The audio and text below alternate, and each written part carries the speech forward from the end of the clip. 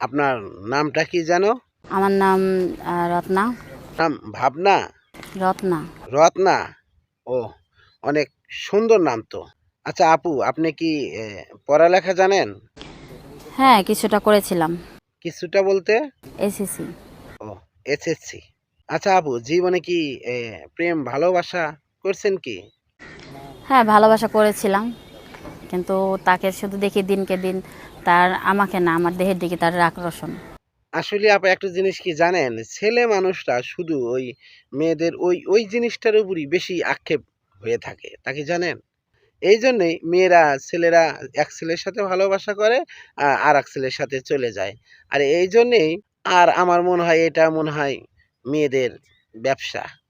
এটা ব্যবসা না, এটাকে ধরতে পারেন যে নিজের লাইফটাকে ভালো করার জন্য। কারণ কোনো মেয়ে কিন্তু মানুষ পাগল নিয়ে খেতে পারবে, কিন্তু কোনো খারাপ চরিত্রের ছেলেদের সাথে কখনো সংসার করতে পারবে না। আচ্ছা ঠিক আছে, তাহলে আপনি এমন একটা ছেলের সাথে প্রেম ভালোবাসা করেছেন, সম্পর্ক করেছেন, আহ, তাকে আপনি চেনেন নাই, তার চরিত্র সম্পর্কে কি জানেন নাই, যে আপনি সে শুধু আপনার দেহের পাগল? নতুন থাকতে কি কাউরে চেনা যায়? অবশ্যই চেনা যাবে, চেনা যাবে না কেন? টাইম দেখা, এখন আপনি তো আমাকে একটা অফার দিতেই পারেন, তাই না না, এটা কি সম্ভব? প্রথম প্রথম কি এরকম অফার দেওয়া যায়? ভালো ভালো মুখী দেখায়। আচ্ছা যাই হোক, এখন আপনার গ্রামের বাড়ি কোথায়? আমার গ্রামের বাড়ি কুমিল্লা।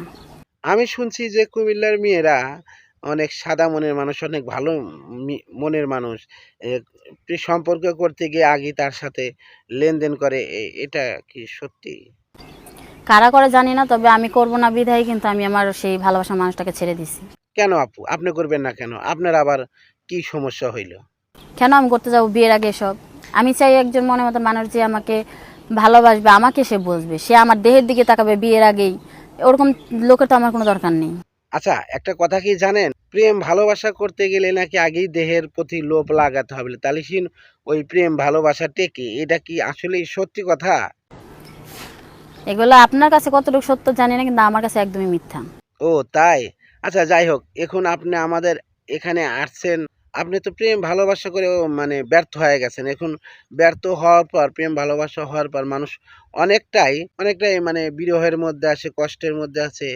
সেই ক্ষেত্রে আপনি আমাদেরকে এখন আপনার এই প্রেম ভালোবাসা বিরহের বিষয়ে যদি আপনি আমাদের একটু বলতেন, তাহলে আমাদের দর্শক আপনার কথার উত্তর দিত বা কমেন্ট করতো।